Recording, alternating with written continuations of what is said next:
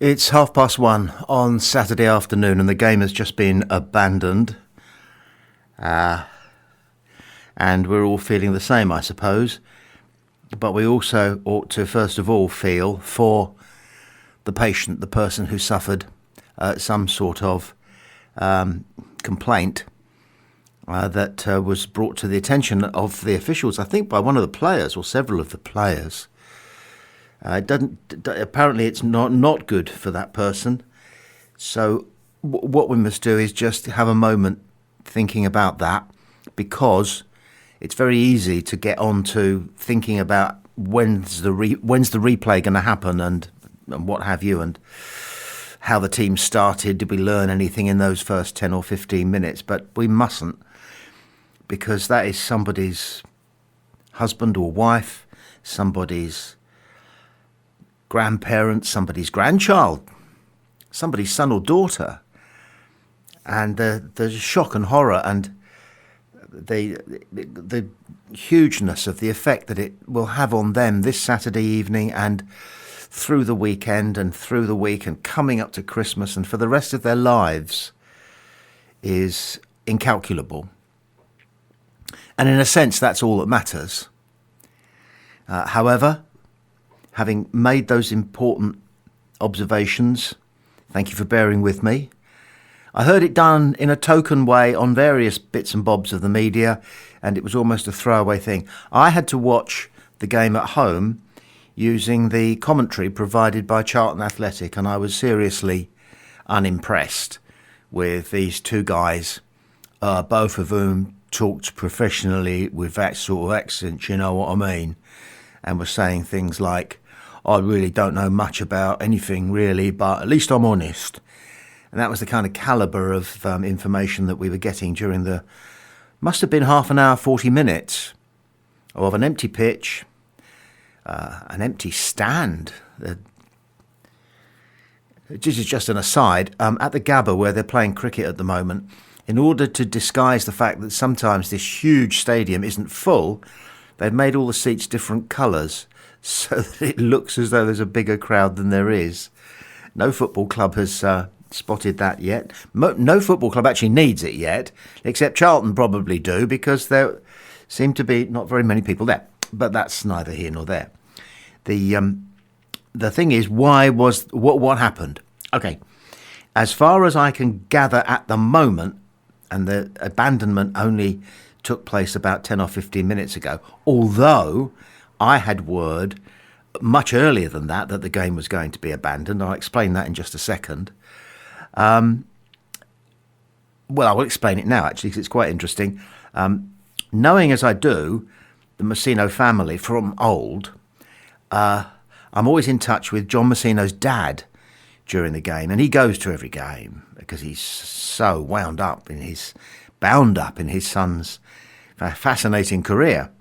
Because Gordon could have been a footballer himself, but just fell short and went off into the world of business and did very well indeed, thank you. But that's neither here nor there. We're very old friends. So Gordon contacted me on the train on the way to the Valley to say that he had worked out all the ramifications of the World Cup draw, because he's going to it. And he's already booked his flights, I think, and his options on England tickets and hotels and things. And he's going to be away from this country until Christmas, or maybe possibly the beginning of the new year, because he's going to Australia to watch the Ashes.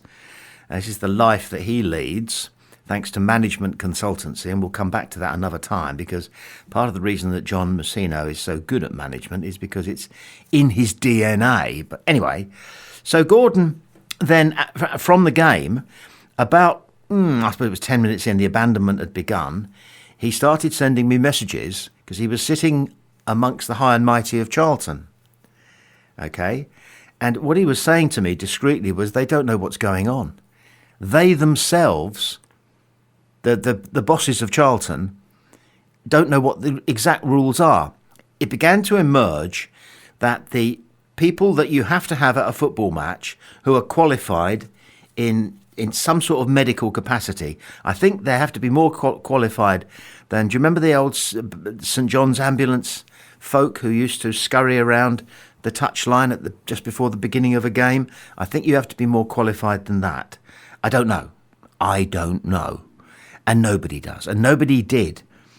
And apparently they had to start Googling the rule book to work out whether the game could go on when the medical staff looking after the stadium were looking after a particular patient and therefore would not have been available to treat anybody else in the crowd who needed treatment, or indeed a player who needed treatment, if that treatment that the player needed was above and beyond what could be provided by the club's own physios.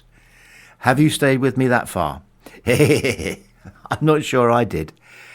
So I'll quickly let you know what the rules are for the reason for the abandonment of a game of football due to insufficient medical cover.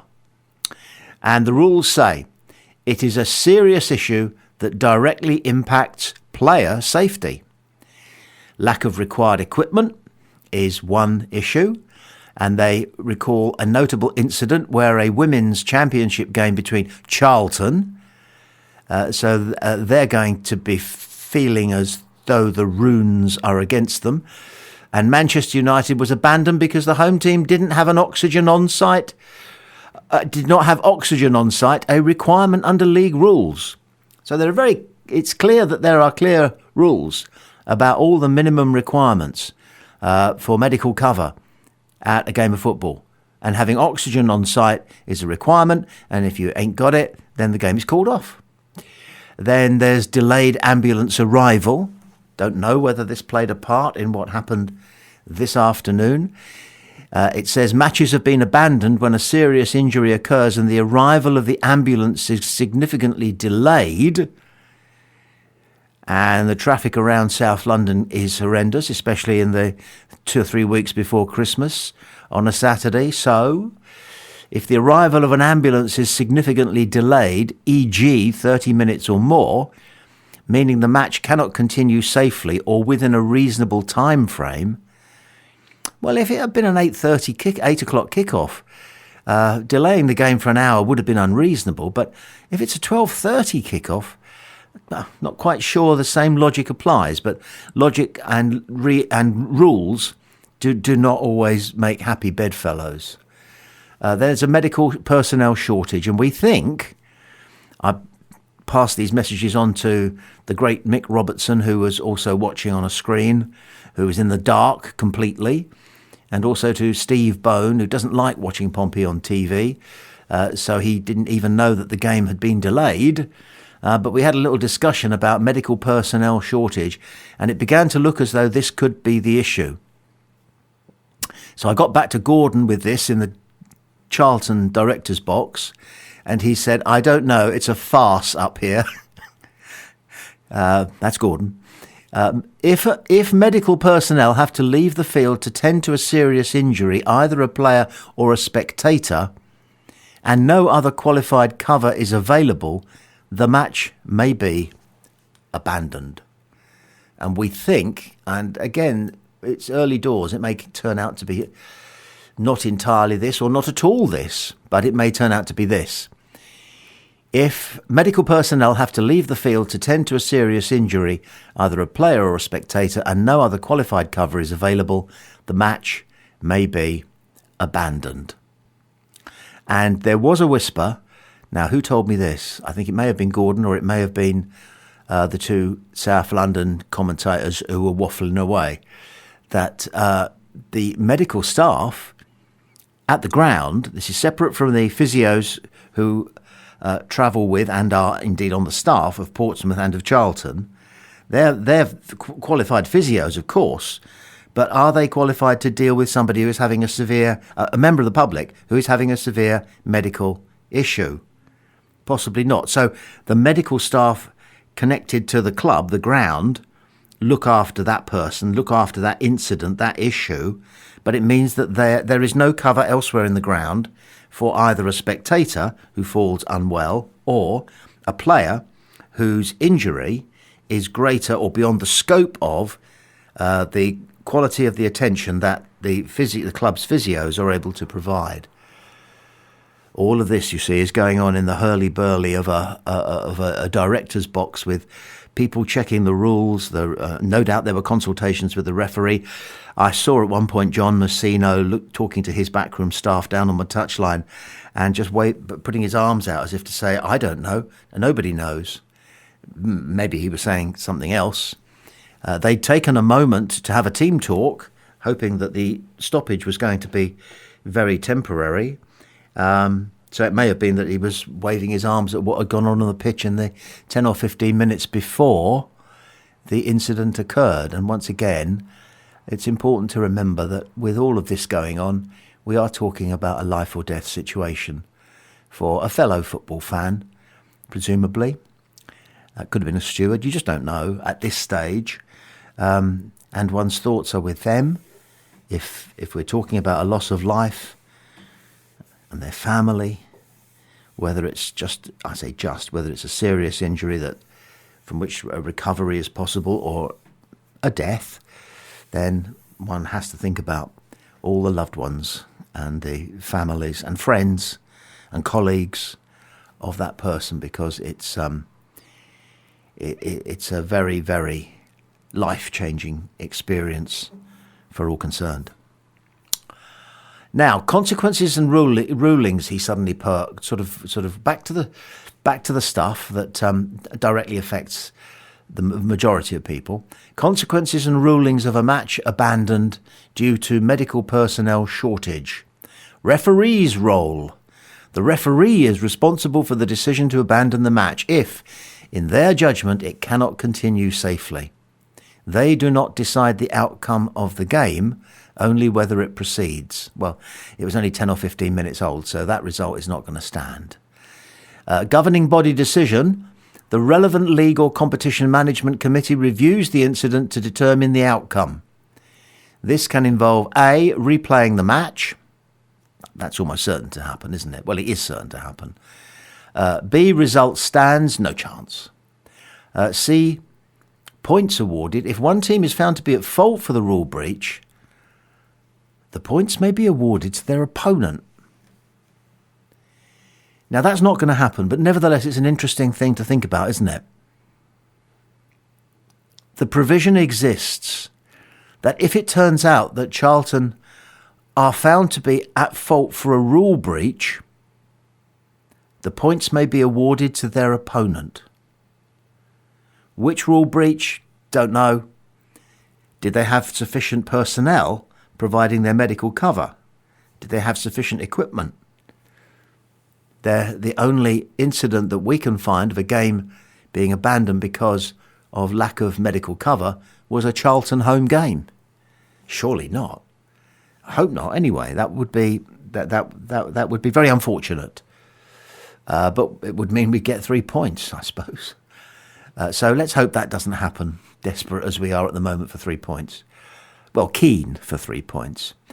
Fines and sanctions are available in the event of such a thing. When Charlton didn't have oxygen on site, they were fined, this is interesting, £500. And reporting. The referee has to report the full details of the abandonment to the appropriate authorities for further action. So that's all I can tell you on that, and that's probably more than anybody else is able to tell you, so thank you. Just one thing, I thought we looked sharp and lively, if a bit skittish, in the 5, 10, 15 minutes that we had. I thought that forward line looked very Barcelona. They all looked about as big as Iniesta, maybe not quite as good as Iniesta, but they were lively on the ball, fast feet, quick thinking. And it would have been lovely to see the game progress. Not sure about our back four. I just say I'm not sure about our back four because they weren't really tested. There was one particular occasion when they were slightly caught out, I thought. Lovely through ball from one of the Charlton players, which more or less found a Charlton forward, and he was level with the two central defenders. And if he'd been quicker about it, if he'd let the ball run through, he'd have been on goal. And it would have been a one-on-one. So the jury's out on the defence, but the attack looked pretty promising. And so one wonders if Colby is going to be starting on, is it Tuesday we're playing Swansea or Wednesday? Whatever. Well, whether Colby is going to be out of the starting lineup, and who else, frankly, is going to be not sacrificed, but who else is going to be out of the side in order to make room for Yang, who obviously deserves another start, Swift, who clearly is back in contention, and Chaplin, who looked very, very lively, didn't he? So there it is. That is the summary of the game. I hope being able to bring you a little bit more information than you already had. If so, you're welcome. And once again, Charlton versus Portsmouth, match abandoned, possibly, almost certainly due to lack of sufficient medical cover.